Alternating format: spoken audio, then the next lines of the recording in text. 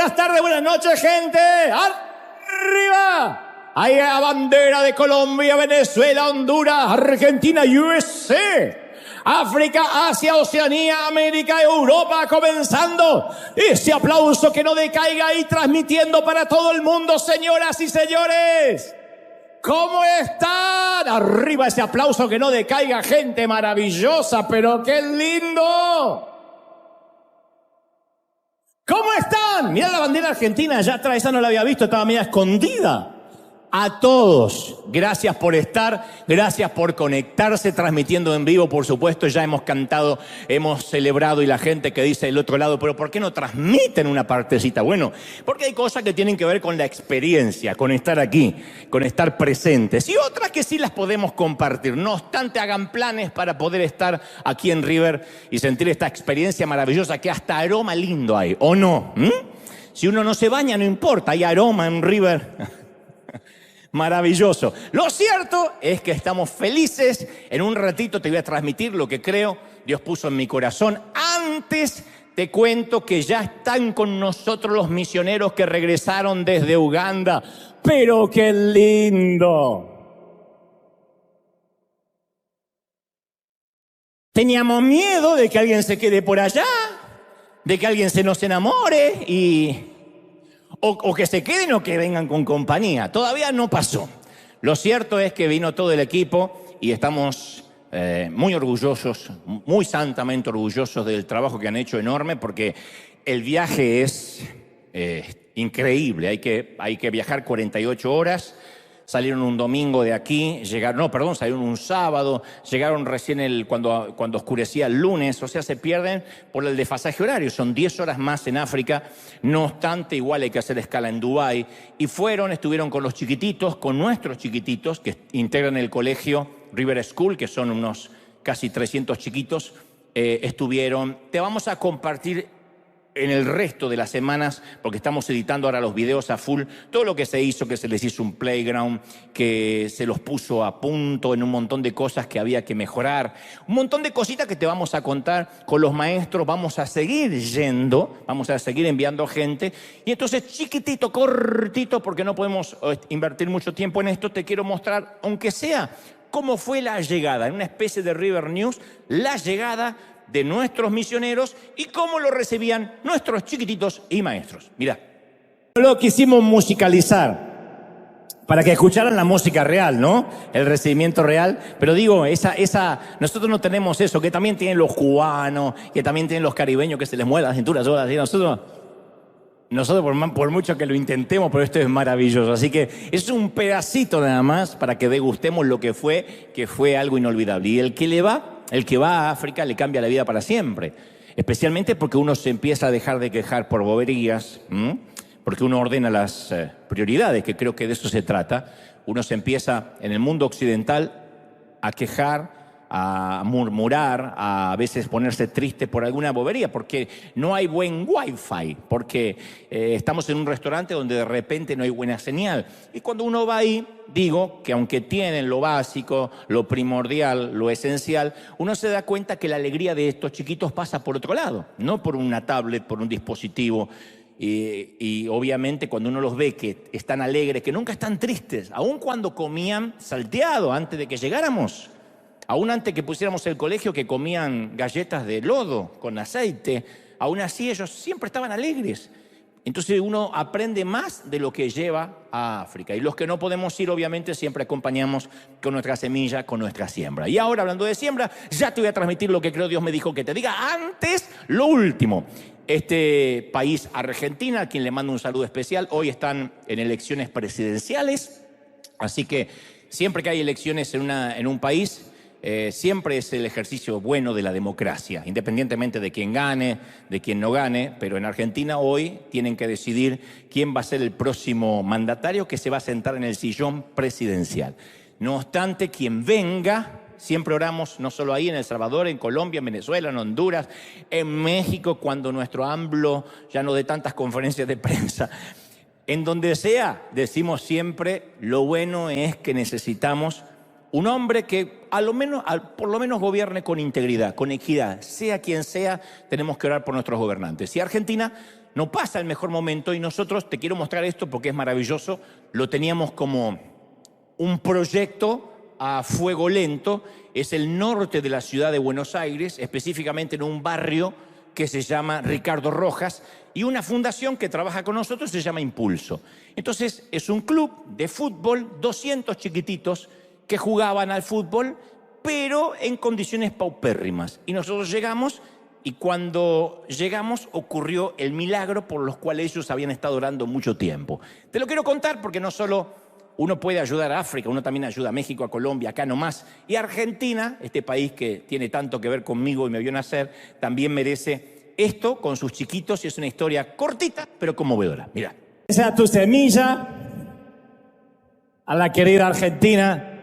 Digo que a veces los políticos parece que cuesta tanto, ¿no? Techar una cancha. Yo sé que esas no son las necesidades primordiales, pero digo, imagínense, si nosotros que somos una sencilla congregación de gente hispana, la mayoría, donde la mayoría no somos millonarios, y podemos hacer tanto, un poquito cada uno, lo que pasaría si en cada uno de nuestros países comenzáramos a dar, ¿no? Y si cada candidato deja de, no iba a decir de robar, pero queda muy feo, deja de hurtar. Así que lo bueno es que gracias gente por tu generosidad, gracias a toda la gente, gracias a Impulso, que Dios lo bendiga mucho. Muy bien, ¿estamos listos, gente, sí o no? Yo siempre suelo preguntarme cuándo comenzó la tradición esta de preguntarle a nuestros hijos qué quieren ser cuando crezcan, que es una pregunta que hacen generalmente las tías. ¿Y qué va a ser el nene cuando crezca? Yo pienso que es imposible que un nene, una niña de 8 años tenga una idea realista de lo que quiere ser. La mayoría no tiene la menor idea. Como es también imposible que alguien tenga una idea realista de lo que quiere ser a los 18, que tampoco algunos tienen la menor idea. Algunos a los 40, pero esa es otra historia. Y yo digo, sería muy bueno que tuviésemos una claridad absoluta de la dirección de nuestras vidas en los primeros años de nuestra infancia. Sería maravilloso si dijéramos, yo de chiquito sabía lo que quería hacer. Pero la estadística dice que muchos llegan a la edad adulta con la frustración que la vida que tienen no es la que querían o la que se habían propuesto. Y algunos sienten la sensación que la vida es algo que les pasó, en lugar de que sea algo que decidiera que pasara. Es algo que les pasó. ¿Y cómo terminaste en esto? Y qué sé yo, la vida. Como que fueron actores de reparto, pasivos en lo que la vida se refiere. Ahora, convengamos que también existe esa gente que es talentosa desde que nace, con un talento que le demanda sus vidas. Yo digo, no creo que Mozart tuvo elección de lo que haría con su vida. Está claro que Taylor Swift no es la mejor en matemáticas, ¿no es cierto? Y cuando tienes 10 años y eres Messi, se supone que juegas al fútbol. Sabes lo que quieres porque en esos casos el talento te eligió a ti. Pero el resto, que no nacemos con un talento visible desde la niñez, a veces nos quedamos como caminando en medio de la niebla sin saber qué vamos a hacer. Yo encajo en la categoría de quienes no tenían idea de lo que iban a hacer cuando crecieran. Obviamente sí, astronauta, todas esas boberías que uno dice lo más lejos de casa posible, ¿no? Pero yo me acuerdo que solo dibujaba por horas. Dibujaba, era lo que me gustaba hacer. Pero eso papá decía que no tenía salida laboral, que nadie vivía del dibujo. Entonces ahí es cuando los padres intervienen y dicen tienes que ser abogado, tienes que ser arquitecto, tienes que estudiar medicina. O la famosa frase, en mi país muy popular, búscate algo que tenga salida laboral. Que cuando salgas de la secundaria, no la universidad, la secundaria ya alguien te está esperando en una fábrica para trabajar conforme a lo que estudiaste. Así que yo aprendí en esos años de indecisión que si no nos definimos nosotros mismos, entonces vamos a ser definidos por otros, siempre. Mis padres me mandaron a estudiar lo mismo que mi hermano, técnico electrónico en un colegio industrial. ¿Qué cuerno tenía que ver la técnica y la electrónica conmigo? Pero me dijeron, no, eso es muy bueno, ahí te regalan los útiles, un colegio alemán, se llamaba Werner von Siemens, así que no enseñaban inglés, enseñaban alemán, así que aprendí a decir, Sprechen Sie Deutsch. Descubrí que el alemán no es un idioma que se habla, es un idioma que se escupe. Y este es el drama. Si no escogemos una vida, terminamos con una vida que nunca debió ser nuestra. Solamente cuando uno sabe lo que quiere, cuando sabemos lo que queremos, es que podemos decir no a lo que otros quieren imponernos. Pero uno tiene que saber bien qué es lo que quiere. Y eso es algo que no tenemos en claro durante gran parte de la vida. Entonces, cuando vivimos una vida heredada, bueno, estoy siguiendo esta carrera o estoy haciendo esto porque era lo que quería mi mamá, mi tío, mi primo, mi padrino, en un momento la rutina nos empieza a erosionar y lo habitual nos empieza a nublar la visión. O sea, se nos empieza a apagar el fuego de eso que venía con nosotros de fábrica, de nacimiento, de la manera que Dios nos cableó. Y es ahí cuando perdemos hasta la alegría de estar vivos, porque eso hace que nos dediquemos a algo que no nos gusta, que nos va erosionando la felicidad. En todos los órdenes. Una pareja puede estar muy enamorada, pero si le quitamos el romance a la ecuación, la relación se convierte en rutina. El nacimiento de un niño es maravilloso, es milagroso, pero comenzamos a cambiar pañales a la madrugada y empieza la rutina. Muchos de nosotros nos alegramos el día que conseguimos un empleo, por fin, pero después empieza la rutina y vivimos anhelando que llegue el fin de semana. Conozco un montón de gente que se arrastra de lunes a viernes o de lunes a sábado esperando el domingo. Entonces, uno de los peligros más grandes a los cuales nos enfrentamos cuando en la vida aprendemos el cómo hacerlo y nos olvidamos el por qué lo estamos haciendo. En todos los órdenes. Uno puede venir a la iglesia, sabe cómo venir, sabe cómo cantar, pero olvidó el por qué venía a la iglesia. Pasa en el empleo, pasa en una pareja, pasa con los hijos. O sea, aprendemos el cómo y olvidamos la razón, el por qué. Entonces, tendemos a pensar y a actuar de acuerdo a un sistema de creencias heredadas, que aquí lo hemos hablado en muchas ocasiones, que se le llama predisposición heurística. Aunque suene medio raro el nombre, suene a una epidemia, pero es un tema psicológico, es un proceso cognoscitivo increíblemente complejo, pero que el resultado final es el embotamiento mental. Cuando uno hace las cosas sin pensar, vive sin pensar, respira sin pensar, va al trabajo sin pensar, cría hijos sin darse cuenta que está criando hijos. Entonces la vida rutinaria nos empieza a embotar la mente, a entumecer nuestros sentidos y vamos por la vida como arrastrando los pies. Yo no sé si vuestras madres le han dicho lo que la mía, ¡deja de arrastrar los pies! Porque uno en un momento en la vida pasa por la adolescencia como un mamut arrastrando los pies. Que uno lo haga de adolescente, al fin y al cabo uno lo corrige, pero de adulto, en una metáfora, en una hipérbole, que vivamos arrastrando los pies, es triste. O correteamos en una rueda como un hámster, trabajamos, sudamos para pagar gastos y nunca llegamos a nada, nunca alcanzamos eso que alguna vez nos propusimos alcanzar. Quizá piense, bueno, ok, Dante, pero la rutina paga los gastos. Está bien, y tienen razón. Un trabajo digno no está mal. Uno tiene que trabajar para pagar los gastos. Uno no puede ser un hedonista que hace lo que le gusta y le pagan por hacer lo que le gusta siempre. A veces hay que trabajar, agachar el lomo y hacer lo que hay que hacer. Lo que estoy diciendo es que lo que nos termina hartando es la tiranía de lo conocido. Cuando el tengo que hacerlo reemplaza el quiero hacerlo.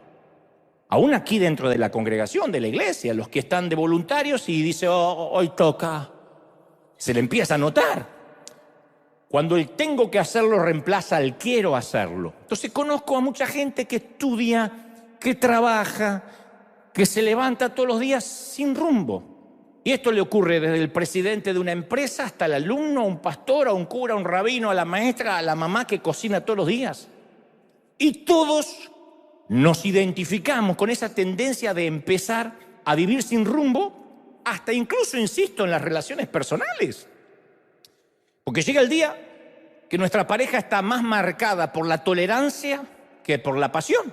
Y bueno, lo tengo que aguantar al gordo, ¿cuánto más puede vivir? Que acá no pasa, pero en el otro servicio hay muchas de esas asesinas potenciales. Nos propusimos grabar recuerdos en nuestros hijos y la rutina de pronto nos hace hacer que los veamos criar o que los criemos mirando una pantalla.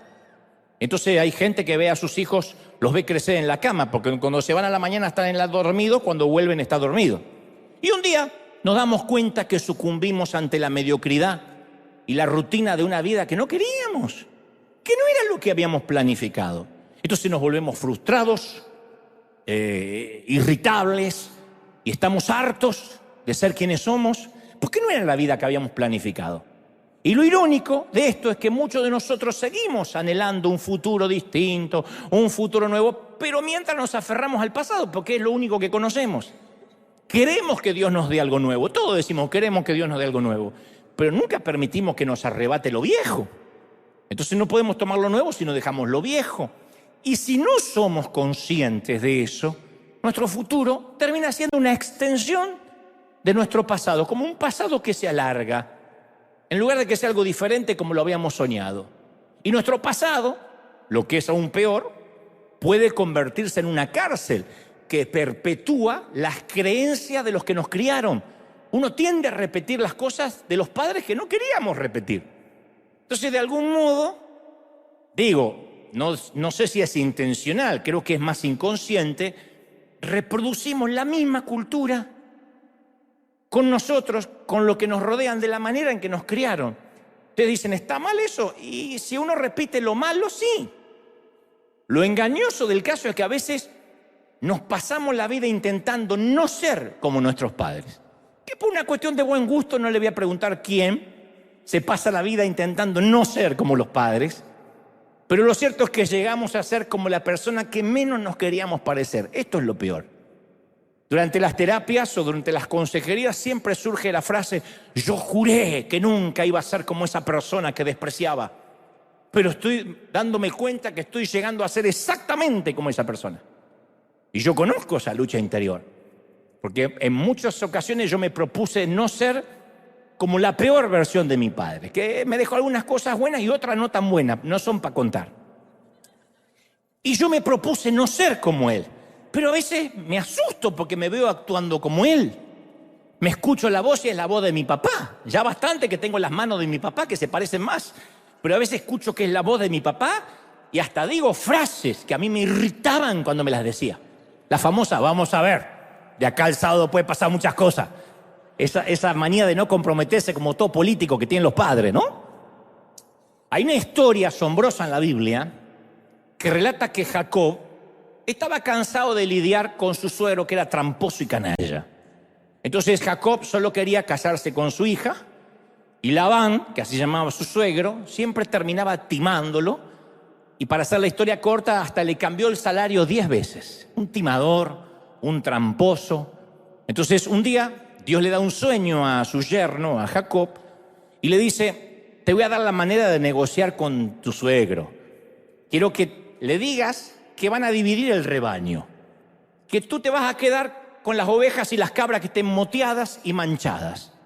Que esto es una locura porque casi no hay ovejas manchadas. Las ovejas no son cebras. No hay muchas cabras manchadas. Pero aún así Dios le dice, tú te vas a quedar con las manchadas y que él se quede con todas las de un solo color. Un pésimo arreglo para Jacob, pero así se lo había dicho Dios. Porque entre el rebaño, insisto, nacen muy pocas crías de varios colores. Así que el suegro, pillo, y algo argentino, dicen los teólogos, aceptó de inmediato, dice, claro, me fascina. Y Génesis 30:37 relata que por orden expresa de Dios, Jacob toma unas varas verdes de álamo, de almendro, de plátano, le saca tiras de la corteza, descubre lo blanco de las varas y coloca las varas que había descortezado delante de los rebaños, pero en los abrevaderos, donde venían a beber. Y ahí es donde se apareaban también las muchachas y los muchachos. Y los rebaños bebían, miraban el palito que estaba así moteado y tenían crías rayadas, moteadas y manchadas. Yo estaba leyendo que algunos expertos afirman que Jacob, al quitar la corteza de las ramas, pudo haber expuesto alguna sustancia nutritiva del agua y eso hizo cambiar el color de los pelajes de las crías jóvenes al beber esa agua. Lo que sea. Esto no es una lección de agricultura. Es la manera que nosotros reproducimos nuestra manera de pensar o de actuar. El abrevadero es eso que siempre miramos como un referente, incluso a veces sin darnos cuenta. Proverbios 23:7 dice, porque cuál es su pensamiento en su corazón, así es él. Como uno piensa, es como uno actúa. No hay forma de ser diferente. Entonces a veces desperdiciamos un montón de energía intentando no ser alguien, no ser algo. Pero para no ser ese alguien o ese algo, incluso para poder evitarlo, tenemos que tenerlo enfrente nuestro. Uno dice, no quiero ser como mi madre. Para eso tienes que mirar a tu madre, para no imitarla. Entonces, si uno ve lo que no quiere ser, termina reproduciéndolo, igual que estas ovejitas y estas cabras. Esto explica por qué tanta gente que creció maltratado, de pronto de grande vuelve a maltratar a sus hijos, del mismo modo que sus padres usaron de él o de ella. Uno dice, pero ¿cómo puede ser que repita el patrón? Se prometieron nunca llegar a ser como sus padres y llegaron a ser exactamente como ellos. Me están mirando todo con ganas de suicidarse en masa y decir, a mí me está pasando, pero déjenme avanzar. Para empezar a sanarnos, tenemos que conocer cuál es el sistema de creencias que heredamos sin querer. ¿Cuál es el sistema que viaja en nuestros genes, en nuestro entorno? Las investigaciones psicológicas afirman que el concepto que tenemos sobre nuestra vida es definido por un pequeño puñado de experiencias de nuestra infancia. Uno podría decir, no, porque cuando llegamos a Dios todas las cosas son hechas nuevas, pero aún así, los adultos de hoy somos los niños de ayer. Entonces el 99% de las experiencias se desvanecen en el abismo del subconsciente. Es mentira que uno dice, yo me acuerdo de toda mi niñez, tu abuela. Uno se acuerda el 1%. Si no, no habría lugar, no habría los suficientes gigas en el cerebro para almacenar toda una infancia. Y ese 1% es lo que nos define. Y manejar esos recuerdos es determinante. Porque somos la suma de lo que hemos sido, de lo que hemos hecho y las personas que hemos conocido. Eso somos hoy. Entonces, ¿cuáles son nuestros primeros recuerdos? ¿Qué nos viene a la mente? ¿Cuáles son los sucesos buenos, malos que marcaron nuestros años en la escuela primaria, en la secundaria, en la universidad? Porque si sufriste bullying, que en ese entonces no se decía bullying, se decía hacete hombre, te marca, ¿no? En caso de una dama, aguántatela, pero te van marcando. ¿Cuáles son los primeros recuerdos? Entonces, lo que nos va a sorprender es la forma que esos sucesos aparentemente insignificantes le dan forma a nuestro sistema operativo subconsciente, hasta a la manera que vemos a Dios. La forma que fuimos criados, si no la sanamos, va a determinar hasta la forma que nos relacionamos con Dios. Y esos sucesos aparentemente superficiales determinan nuestra forma de ver la vida, de actuar. Cuando escuchamos una canción o vemos una película, yo una vez te conté que en la corteza cerebral hay una línea llamada engrama. Y si escuchamos de vuelta la misma canción, y de vuelta la misma canción, y de vuelta la misma canción, o de vuelta la misma película, se vuelve a trazar esa línea. Es como un aparato de dibujo de lujo. Algo en el cerebro se va marcando. Por eso las maestras de antes nos enseñaban con repetición. ¿Se acuerdan de la repetición? Una y otra vez, una y otra vez. Yo me aprendí las preposiciones que no sé para qué cuernos sirven, pero me las aprendí. Ante, bajo, cabe, con, contra, de, entre, hasta, para, por, según, si, sobre, tras. De tanto que me la dijeron, tanto que me la dijeron, tanto que me la dijeron. No sé para qué cuerno me sirve, pero las repito. Y con cada repetición, el engrama se hace cada vez más profundo, hasta que esa canción o esa película queda grabada en la superficie de nuestra corteza cerebral. Ahora, no todas las memorias se crean igual. Ustedes dicen, ¿y esto a dónde va? Ahora llego. Existen 3 niveles de memoria. Primero es lo que se llama la memoria sensorial, que es tan fugaz como aprenderse un número telefónico. Cuando uno dice, ¿cuál era el número del jardinero? Va a la memoria sensorial. A menos que tenga una relación con el jardinero, no hace falta aprenderse el número. Después está la memoria a corto plazo, ¿no? Que tiene una vida más larga, porque podemos recordar qué llevabas puesto ayer. ¿O qué comiste ayer al mediodía? ¿Qué comiste el viernes al mediodía? Y ahí se empieza a complicar. ¿Y el lunes qué comiste? El lunes no te acuerdas si comiste siquiera. Entonces esa es la memoria a corto plazo que se desvanece. Si uno guardara en la memoria todo lo que come, todo lo que se pone en el cerebro explotaría, tampoco, se tiene que desvanecer. Y un poquito, unas experiencias muy chiquitas, son las que llegan hasta la memoria de largo plazo. Y son esos recuerdos lo que le dan forma a nuestra manera de creer, a nuestro sistema de creencias.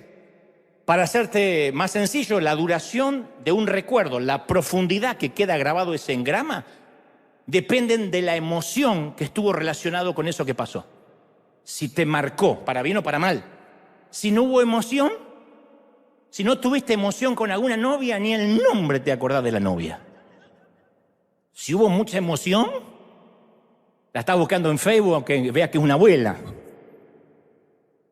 Mientras más fuerte sea la emoción, más fuerte y duradero es el recuerdo. Entonces casi todos nuestros recuerdos a largo plazo están asociados con emociones muy intensas, positivas o negativas. De allí la famosa frase poética: uno se olvida lo que te dijeron, pero nunca cómo te hicieron sentir. Me vine Neruda hoy, ¿eh? Porque así Dios nos estructuró. Uno dice, voy arriba, pero es por más como me siento que lo que me dicen. O las canciones, como Dios me hace sentir. Eso es lo que uno nos marca, lo que sentimos. Entonces el 99% de nuestras experiencias del pasado se olvidan con rapidez porque no las sentimos. ¿Por qué nos olvidamos gran parte de la infancia? Porque no la sentimos, porque estábamos ocupados viviendo. Por eso es muy sanador la mayordomía, la manera que manejamos nuestros recuerdos. Y a veces uno tiene que ser consciente y desfragmentar algunos recuerdos. En lugar de mantener un registro de agravio, de ofensa, hay ciertos recuerdos que no conviene tenerlos, por mucho que los hayas sentido negativamente. No conviene que ocupen lugar, porque van a ocupar el lugar de otras cosas. Entonces tenemos una tendencia natural a recordar lo que deberíamos olvidar y a olvidar lo que deberíamos recordar. Y vamos a ver que a medida que envejecemos, en tu caso, yo todavía no llegué, pero a medida que estás envejeciendo, uno ya no recuerda cosas, uno tiene el recuerdo del recuerdo. Uno va a empezar a recordar cosas que en realidad nunca sucedieron así. Los recuerdos no son objetivos. A medida que uno envejece, los recuerdos son muy subjetivos. Y tenemos la tendencia de añadirle romanticismo, dramatismo catastrófico a nuestro pasado. Me acuerdo una vez que estaba en el Titanic. ¿Vos estuviste en el Titanic, abuelo? ¿Cuándo? No te dan ni los números. Mi abuelo me contaba unas historias que yo llegué a pensar que era el padre de Rambo. Me contaba unas historias. Y cuando estuve en la guerra, agarré mi fusil. Salía la vieja y decía, callate, viejo, que no fuiste ni siquiera al servicio militar. Decía. Y él se enojaba porque no se sentía un mentiroso. De tanto contarlo, él se había estado en la guerra. Dice, ¿qué es esta cicatriz? ¿Qué es esta cicatriz? La operación de la vesícula, decía la vieja.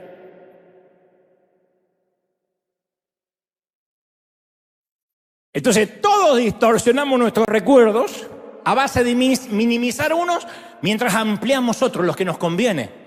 Pero la manera, insisto, de manejar nuestros recuerdos va a determinar nuestra manera de ver a Dios y a ver la vida.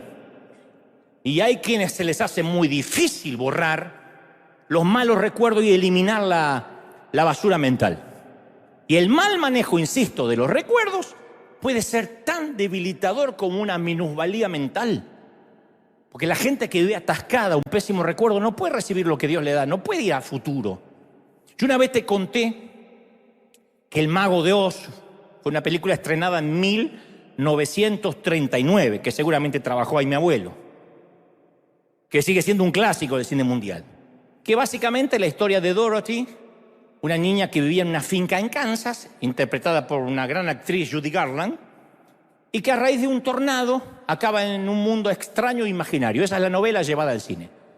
Y ahí se acuñó una frase célebre del cine que Dorothy le dice a su perro Toto cuando llega al mundo de Oz. Le dice, me parece que ya no estamos en Kansas. Esa frase se utiliza para cuando cambia nuestro entorno habitual, cuando cambian los rostros conocidos, cuando cambia la forma rutinaria de vivir, cuando cruzamos la frontera para venir a vivir a este país, los que somos inmigrantes. Pero se utiliza en los negocios, en la política, en cualquier ámbito que sea diferente al Kansas del cual crecimos. A efecto de contemporizar la frase, podríamos decir, ya no estamos en Chiapas, Ya no estamos en El Salvador, ya no estamos en Buenos Aires, ya no estamos en Tijuana, por ejemplo. Yo voto por la frase a partir de ahora, ya no estamos en Tijuana. Yo sé que no nacieron en Tijuana, todos, pero por lo general nos atrae lo que conocemos. Así que yo voto por decir, para que no sea tan gringa la frase, ya no estamos en Tijuana. El día que ustedes predican, pongan Buenos Aires o el ejemplo que quieran. Ahora, existen los barrios para chinos, para hispanos, para gente de color, para gente pobre, para gente rica. Hasta un famoso predicador americano allá en los 80 intentó hacer un barrio privado solo para cristianos. Porque lo seguro, como dije una vez, lo limitado nos hace sentir tranquilos. Es una aldea controlada por lo que conocemos. Y la mente estrecha nos dice que no hay más nada allá, más allá de la jurisdicción de Tijuana, que no hay más nada allá de Buenos Aires. Entonces vivimos nuestra propia pecera con problemas familiares agotadores que nunca se terminan y nunca podemos ver el futuro porque nos empieza a envolver la rutina de las creencias. Yo digo, ¿no habrá un momento en la vida que Dios quiere que renegociemos aquello que nos preocupa y aquello que vamos a partir de ahora a dejar pasar por alto? ¿Por qué hay gente que pasa días enteros sumergidos en asuntos familiares insignificantes? Yo sé que algunos dicen, sí, a mí me pasa, a todos nos pasa. Yo estoy consciente que hay algunas turbulencias en la vida, algunas pruebas que no las podemos ignorar. Enfermedades terminales, alguna minusvalía, etc. Pero muchas otras son lastres que arrastramos del viejo Tijuana. Estoy hablando metafóricamente, de donde haya nacido. Conozco gente que gasta recursos, tiempo, extinguiendo fueguitos que no valen la pena.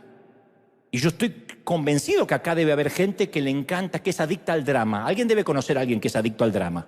Siempre tiene un problema terrible, siempre. La vida es a las 7, 6 centro, la huérfana, la pobre de Guadalupe que va a River. Y siempre es así. Que la vida es una telenovela.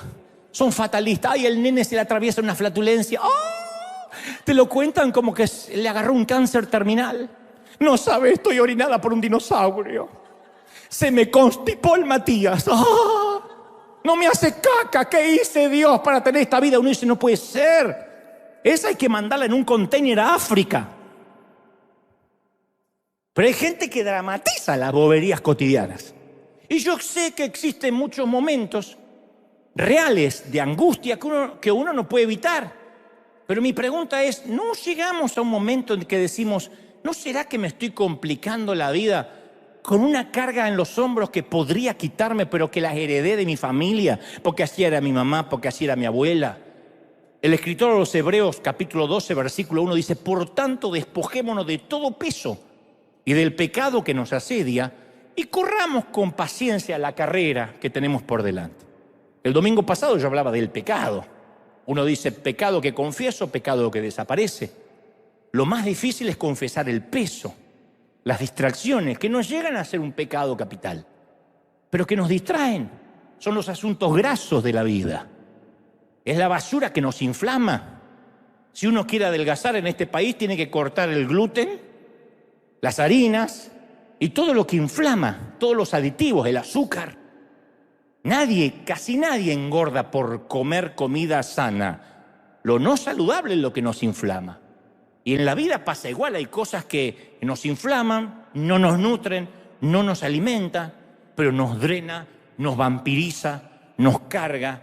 Y son cosas que heredamos de nuestros padres. Y te lo digo porque esto no es un mensaje para ustedes nomás, los pobres mortales. Yo muchas veces me veo dramatizando como mi mamá. Mi mamá era una súper actriz.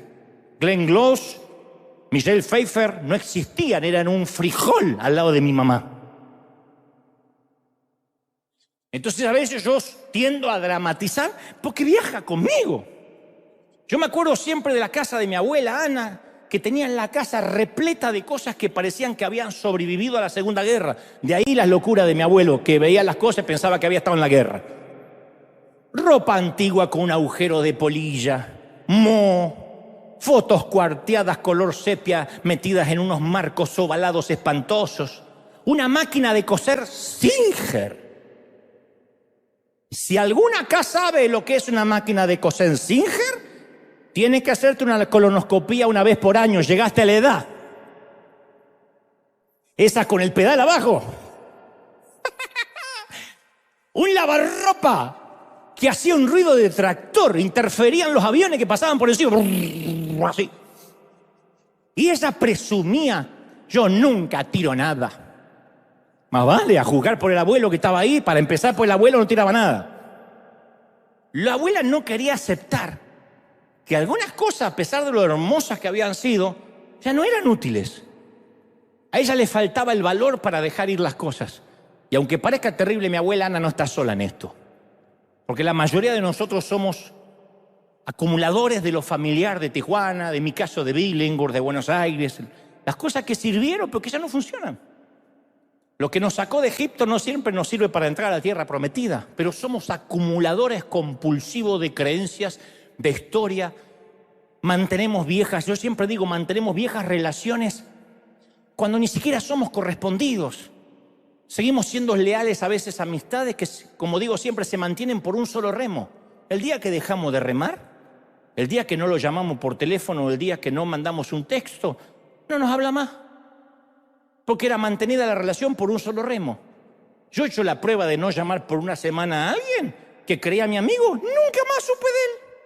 Jamás. Entonces digo, era yo el que insistía con feliz cumpleaños. Entonces, pero uno se aferra a lo conocido, a lo familiar. Hay gente que usa hasta el mismo producto de una marca, el mismo, no consigo esa marca, no consigo.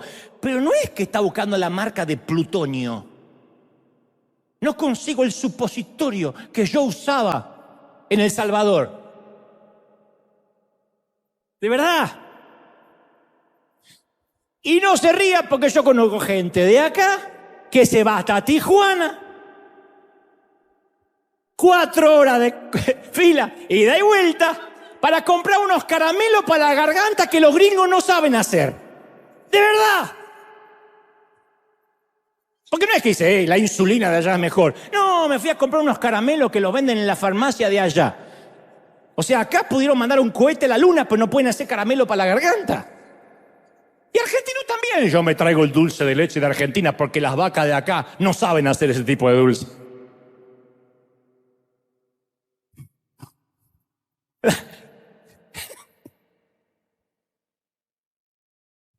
La vida está llena de rutinas, de ritos. Entonces no se puede recoger nada nuevo con las manos llenas. Hay que tomar decisiones y soltar. Yo hace poco entrevisté acá mismo a un conductor de televisión que me contaba que sufrió durante meses una contractura muscular gravísima. Estaba completamente duro, no podía ni dar vuelta el cuello y se recorrió todos los médicos, tomó un montón de medicamentos y nada hizo efecto hasta que fue a dar con un viejo quiropráctico que tomó un bolígrafo y le dijo, mire, yo le voy a recetar algo para que usted tome de inmediato. Toma un bolígrafo así. Dice, mire que tomé todo. No. Esto cuando usted se lo toma, ¡pac! Agarra el recetario y dice, usted va a tomar decisiones.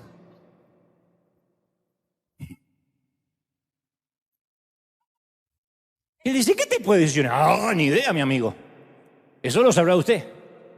Pero no son más de 2 o 3.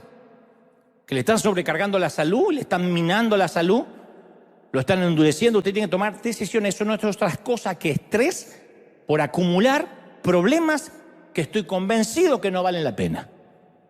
Entonces hay un momento donde tiene que hacer un ejercicio de elecciones y prioridades. Eso es tener sabiduría o envejecer con dignidad. Prioridades. Lo que cambian son las prioridades. Los gustos no cambian, cambian las prioridades. Entonces hay que hacer espacio para algunos problemas que merecen nuestra atención y otros que son un lastre innecesario. Uno habla del pecado e inmediatamente todo el mundo se identifica. Uy, la lujuria, la envidia, los celos. Ahora uno habla del lastre y dice, bueno, el peso, ¿qué es el peso? Y el peso es todo lo que distrae. Los aviones no vuelan sin comprobar el peso de su carga. Porque si no vuelan demasiado alto, gastan más gasolina. Entonces, cuanto más alto uno decida volar, menos peso podemos transportar. Y esto equivale para la vida. Uno de los principios de la sabiduría es elegir qué batalla vamos a pelear y qué definitivamente va a volar fuera de nuestro radar. En esto no me voy a meter. Hay problemas que no nos competen y sin embargo es como que hay gente que se levanta a la mañana y dice, no tengo problema, ¿dónde puedo conseguir uno? Y van y buscan. Y una vez te dije, ¿qué parte del peso que arrastramos de nuestro Tijuana es la que hay que dejar? A veces es una deuda emocional, que los hispanos tenemos mucho, ese famoso síndrome que yo hablo siempre de te estaré siempre agradecido, que suena noble. Caramba, que acá siempre hablamos de la honra. Pero nunca olvidemos que la herramienta es solo una herramienta. Uno le agradece al martillo, no le rinde homenaje. Entonces hay que honrar a quien nos bendijo, pero en algún momento hay que decir, bueno, ya está, suficiente. Cuando uno termina de pagar una hipoteca o un préstamo, el banco no tiene por qué volvernos a llamar. Ya pagué. Y hasta algunos nos hacen sentir hasta la obligación moral que si nos va bien lo tenemos que repartir con ellos. Si te va tan bien, ¿por qué no dejas algo? Porque trabajé, me partí el lomo. Porque Dios me bendijo, porque soy un dador, etc. Por eso insisto, para que Dios nos pueda llegar al futuro, nos pueda llevar, tenemos que reconocer que ciertas relaciones fueron muy buenas para el viejo Tijuana, para el viejo Buenos Aires, para el viejo México, pero no para el sitio donde vamos. Uno no puede pasarse la vida aclarando malentendidos, sentimientos heridos, egos dañados. ¿Viste que hay gente, qué te pasa ahora? No, se me enojó la cuñada. Y se me enojó el compadre, y ahora se me enojó. Y siempre está aclarando y aclarando y aclarando, hasta que un día uno se cansa de aclarar. Y a medida que uno va creciendo, estamos obligados a refinanciar ciertas relaciones. Refinanciar, como un préstamo. Esto incluye a nuestros padres, uno los sigue amando, pero hay que refinanciar. No sé el caso de ustedes, pero en el otro servicio hay muchos hijos de madres psicopateadoras. Uno tiene que refinanciar la relación con los hermanos de sangre, no dejar de amarlos, refinanciar. Decir, no, hasta acá. Porque uno es el que maneja su propio presupuesto emocional, no me lo manejan los demás. Tú no permitirías que alguien te maneje tu presupuesto financiero. ¿Y por qué alguien maneja tus emociones? Alguien te dice algo o deja de decirte algo y ya tus emociones se desequilibraron. ¿De verdad el poder lo va a tener otro? Entonces a mí esto me resolvió la vida. Jamás, y esto no es anticristiano ni antiamor, pero jamás llames, jamás escribas o hables con alguien motivado por la culpa. Nunca.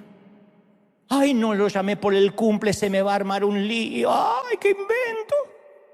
Mejor lo llamo a fulanito por el día del amigo para que no se ofenda. Si se ofende no es amigo. Si se ofende no es amigo, ese no te va a visitar a la cárcel cuando te metan preso por no pagar los impuestos al IRS. Una metáfora, no se rían tanto, una metáfora.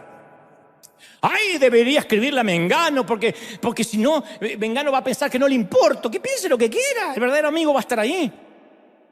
Si él no es por amor y es por culpa, no sirve, drena, vampiriza. En cambio, cuando uno hace las cosas con el amor, se percibe. Entonces, nunca hay que permitir que sentimientos de otras personas manipulen nuestras decisiones. No negociamos con terroristas emocionales.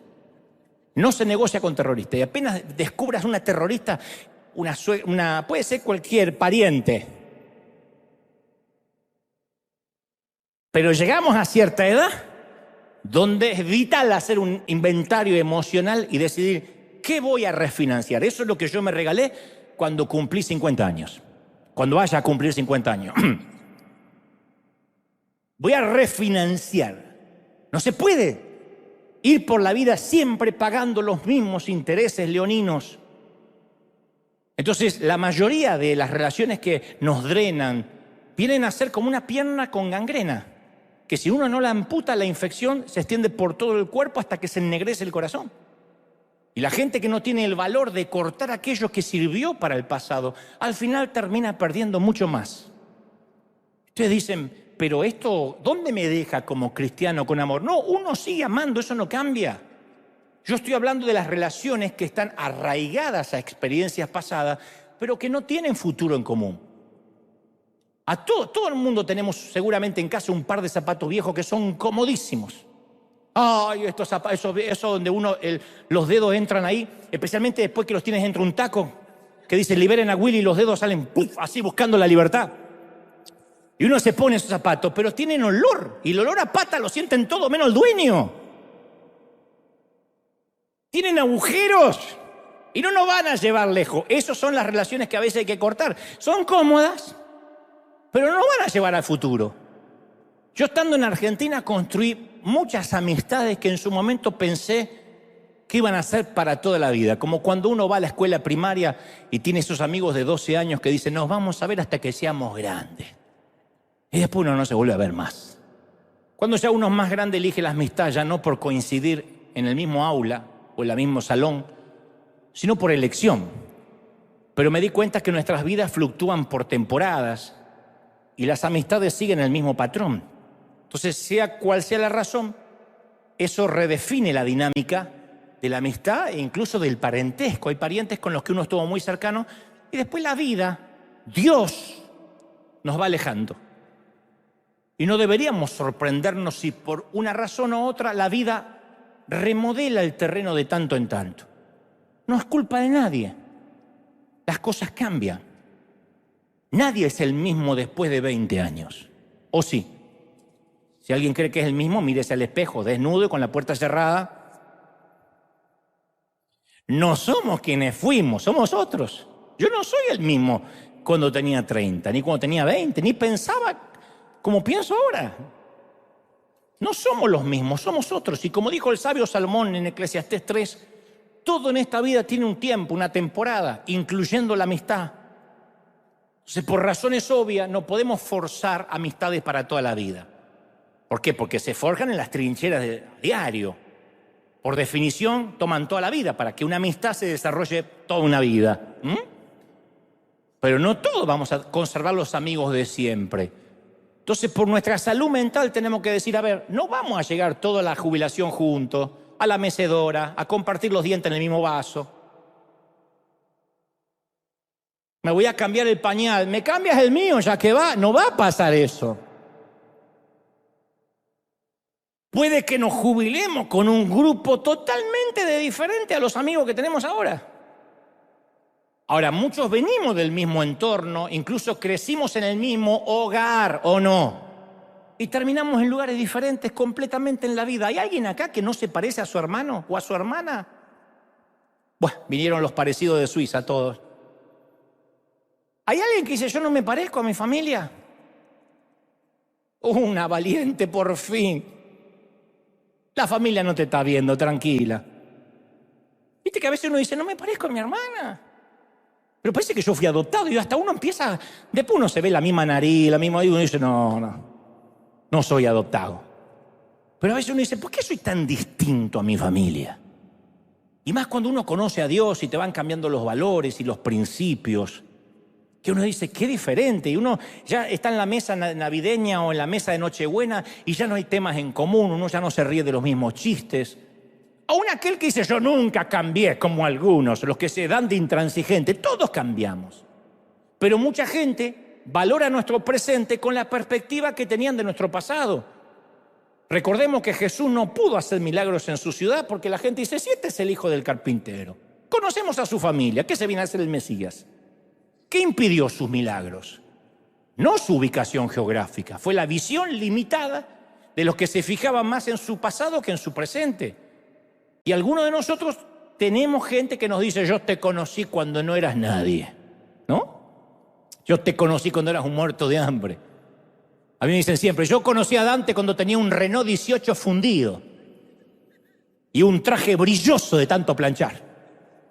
Perdón por no conservar el saco brilloso en un museo y por haber cambiado el auto fundido, perdón. Pero la gente nos juzga basado en lo que fuimos y no en lo que somos. Y mucho menos en lo que podemos llegar a ser de la mano de Dios.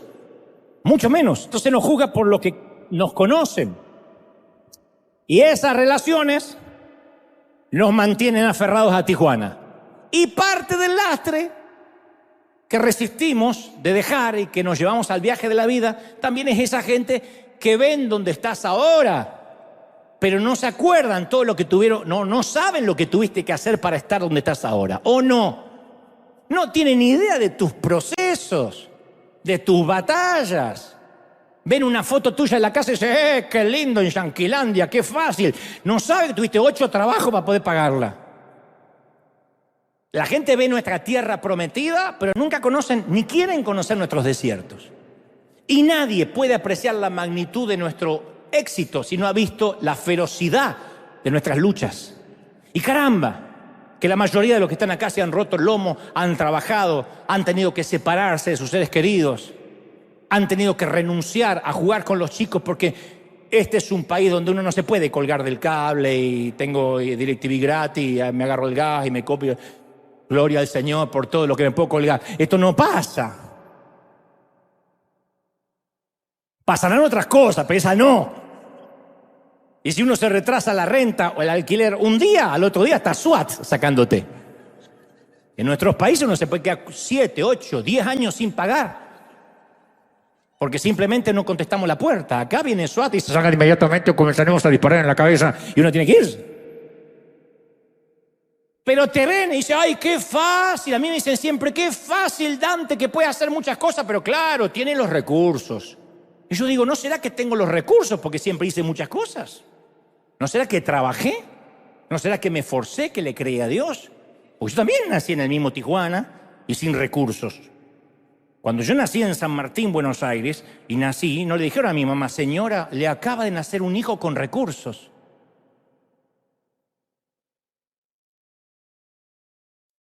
Ni nací en el Palacio de Buckingham.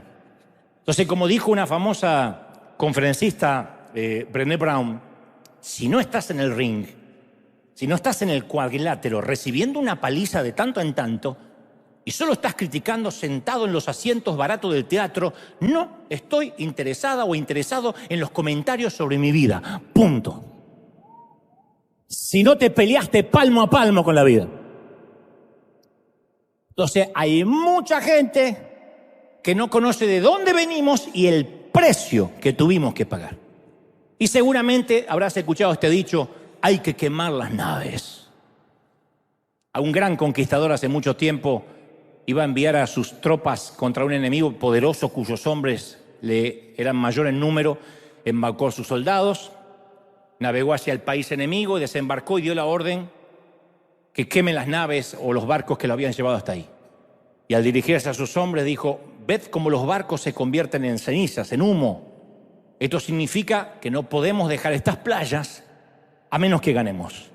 No es retirada, o vencemos o morimos. Ese gran conquistador fue Hernán Cortés y la gran batalla fue la conquista de México. O sea, prendió fuego lo que podía ser una opción de retirada. Le sucedió a Israel al salir de Egipto. Si la esclavitud sigue siendo una opción, siempre vamos a regresar.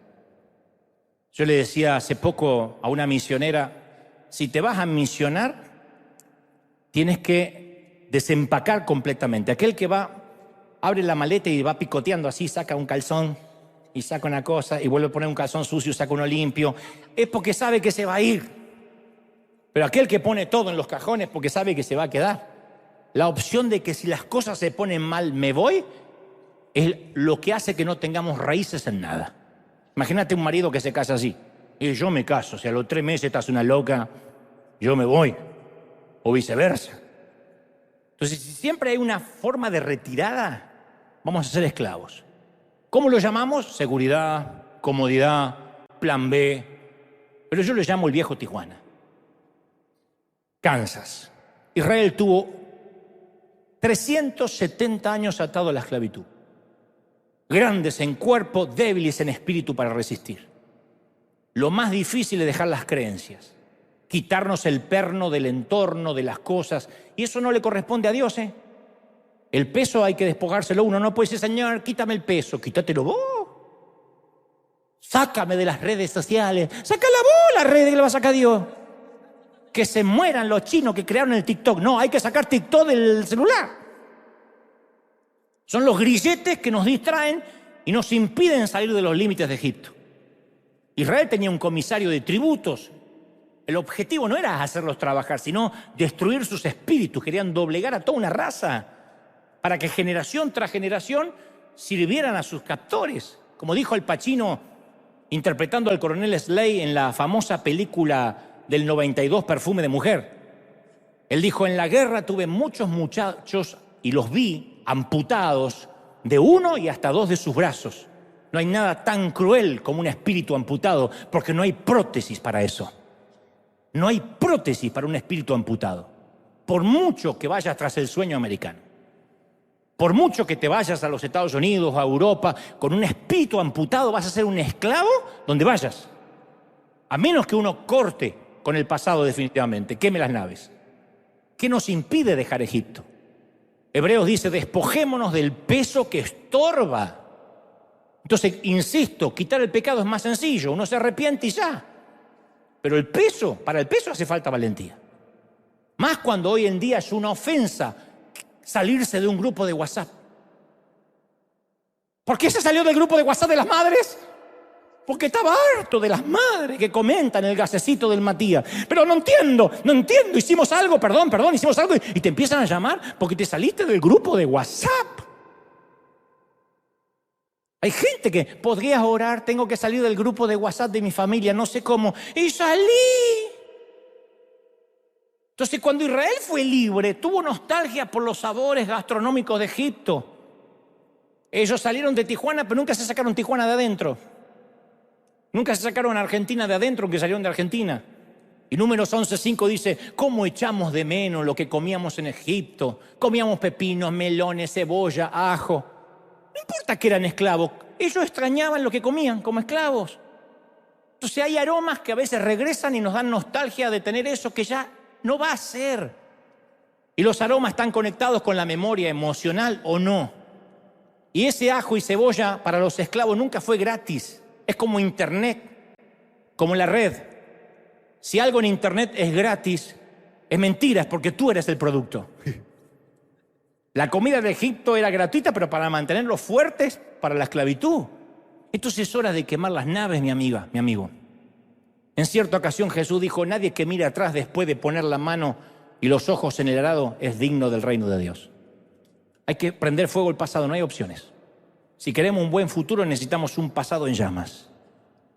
Y eso es lo que llamo un incendio intencional. Es decir, hay cosas que están buenas y otras que no están buenas. El pasado es lo que hemos hecho, a dónde hemos estado, quiénes somos. Y cada día tenemos que escoger entre vivir en ese pasado o crear un futuro. Nos vamos a tener que acostumbrar a las pastillas para la garganta de este lado de la frontera. Al dulce de leche de estas vacas. Ahora, no es un camino fácil, porque uno se aferra a lo conocido, se aferra a lo que tiene, y a veces ahí, insisto, hacemos una extensión del pasado. Y en algún punto de nuestra vida tenemos que poner en un altar todo lo que conocemos con la promesa de un futuro que no conocemos, pero esa es la vida. Eso es casarse. No podemos decir, yo me voy a casar, pero si la cosa sale mal me voy con mamá. Yo sé que algunos lo hacen, pero eso no es casarse. Hay que quemar a la vieja, hay que quemar lo viejo. Dicho esto, yo no te voy a mentir. Hay dolores de la infancia que nunca se van.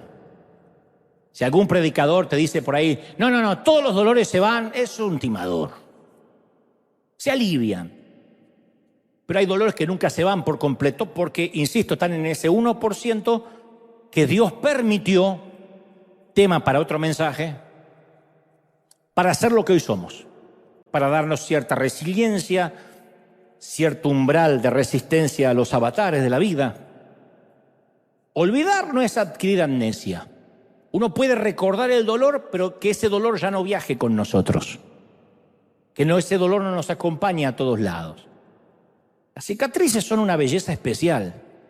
A mí me gustan ver cicatrices. Porque quien no tiene ninguna herida significa que no peleó nunca una batalla de las buenas. Las heridas de la vida son una placa de honor. Son como las marquitas de la cesárea de una mamá, que hablan de que ese mapita que ahora aparece en su panza es que parió, que dio a luz hijos.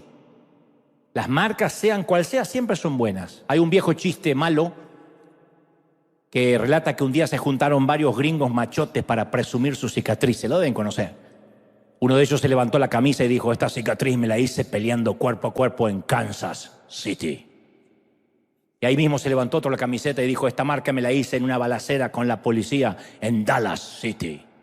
Otro hizo lo propio, dijo Oklahoma City. Alguien dijo Connecticut City. El pobre hispanito que estaba ahí, para no ser menos, levantó la camiseta y dijo Appendix City. Es chiste malo, pero había que ponerlo en alguna parte, ¿no? Pero las heridas marcan que no nos rendimos, que peleamos.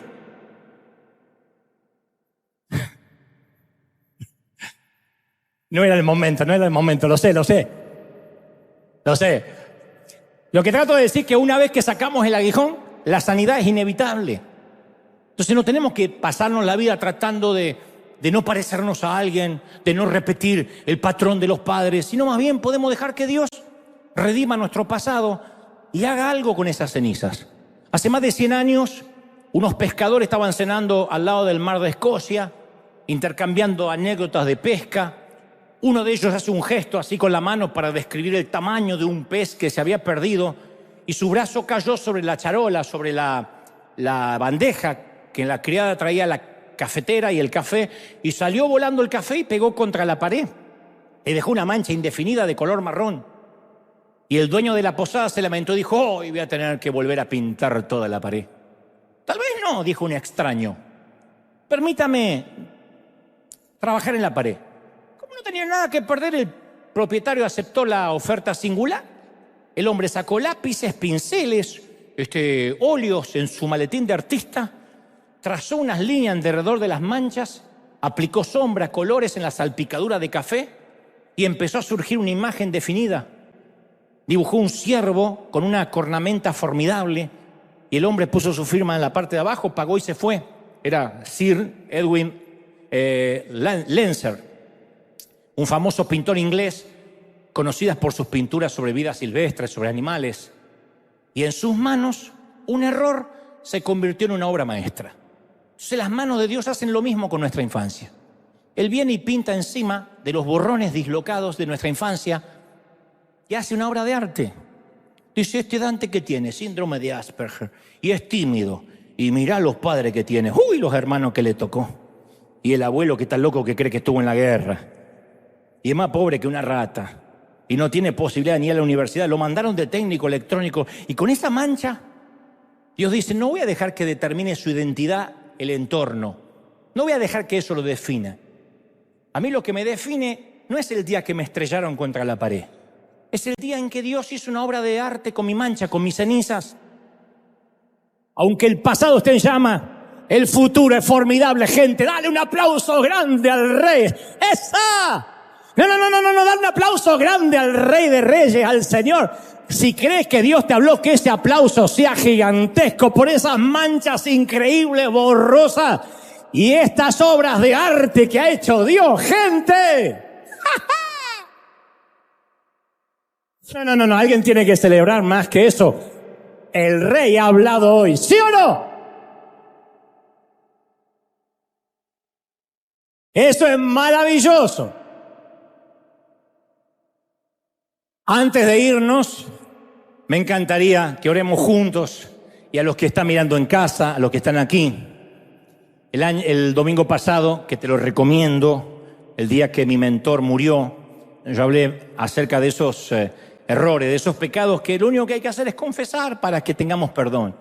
Y hoy yo sentí muy necesario de parte de Dios hablar del peso, de aquello que nos distrae, de aquellas que la mayoría tienen que ver con relaciones, con cosas del pasado, que nos amedrentan, que nos vampirizan, de manera que hoy es el día para que donde estés, en casa o aquí, tomemos la decisión de decir, voy a viajar liviano. Falta, a ver, ¿qué? 2 meses y medio para terminar el año. Y regálate el viajar liviano, con un carrión chiquitito. El que viaja con muchas maletas porque nunca viajó. A medida que viajas, expeditivo, al punto, pragmático, minimalista. Y eso es lo que vamos a hacer, viajar de manera minimalista por la vida. Hay un famoso autor argentino que decía, rico no es el que más tiene, sino el que menos necesita para vivir. Y nosotros nos damos cuenta a medida que vamos pasando la vida que necesitamos cada vez menos. que nuestra felicidad no está en una casa enorme con un gran comedor, que no necesitamos una piscina, que no necesitamos un bosque, no necesitamos... Cada vez menos. Y la gente que es sabia tiene más dinero y cada vez compra menos. ¿Por qué? Porque se da cuenta que cuando se acerca a la tumba, al sepulcro, cada vez se va desnudando un poquito más. Nunca hay un camión de caudales que sigue tras el cortejo fúnebre. Lo dejamos todo. Y uno es sabio si sabe que hay cierta edad que hay que empezar a dejar todo, incluyendo aquello que nos vampiriza, que nos drena, que nos quita energía. Ya basta de bobadas, de discutir por estupideces. Discutamos por asuntos importantes. Vamos a debatir aquellas cosas que, incluso si llegamos a la conclusión de que no estamos de acuerdo, caramba, que valió el debate. Pero hay gente que se amarga, que no duerme por una cosita, por esto, por una... La mayoría de las cosas que te preocupan no van a ocurrir. ¿O no descubriste que todo lo que te preocupaba de adolescente nunca ocurrió?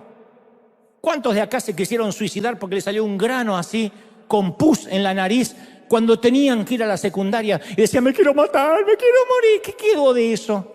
Pero en ese momento era el grano. Lo hablaban las Naciones Unidas, el Pentágono hablaba sobre tu grano. Eso es la vida. Todo lo que hoy nos parece preocupante va a ser nimio, pueril el día de mañana. Entonces hoy vamos a tomar la decisión de decir, Señor, quiero viajar liviano, hoy me despojo del lastre.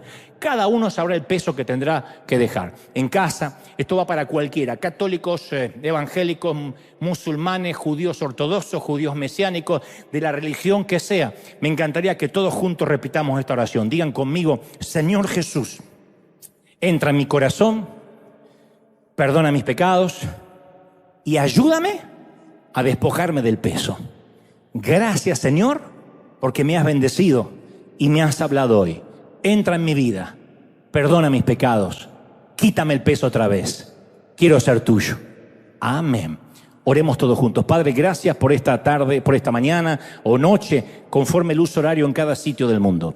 He predicado lo que creo me has dicho que diga. Gracias por esta cuna de campeones. Gracias por estos obreros de primera línea. Bendigo a todas aquellas familias que hoy están aquí, que se van un poco más livianas. Que la gloria de Dios te alcance, que te redima, que la presencia de Dios te llene, que Dios pueda estar en todos los órdenes de tu vida, en todo tiempo, en todo momento. Bendigo tu ser, bendigo tu vida, bendigo tu salud. Gracias porque hasta aquí Dios te trajo, pero ahora, a partir de ahora, tomamos la decisión que las cicatrices de la vida y las manchas que nos marcaron serán una obra de arte para Dios.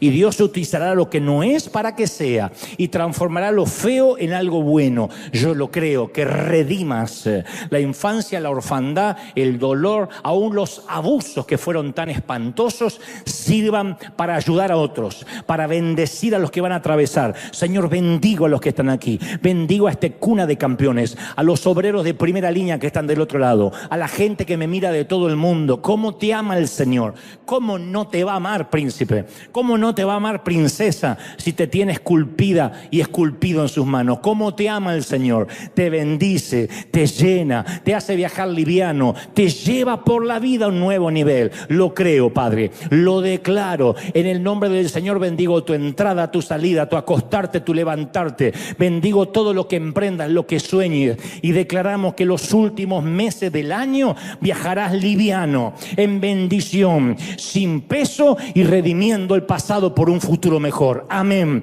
amén y amén. Gloria a Jesús. Que Dios te bendiga, que Dios te guarde. Gracias, Mario querido, por estar, y a Valentina. Dios les bendiga a todos. Ese aplauso grande a todos. Chau, chau, chau, chau, chau. Hasta el domingo que viene, gente.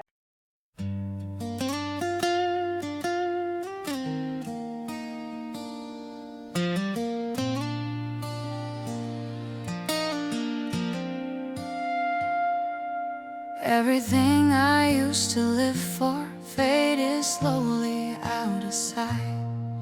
Now my days just circle around you like I'm lost without a light. All the noise just turns to silence when your memory comes through.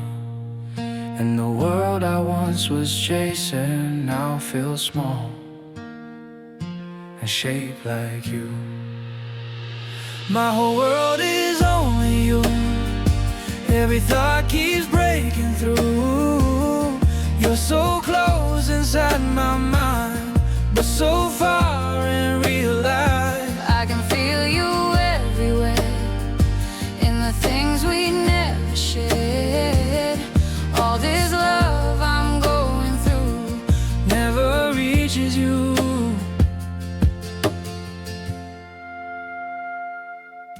Every image feels so real now, like you're standing next to me. But the truth is in the silence, you were never meant to see.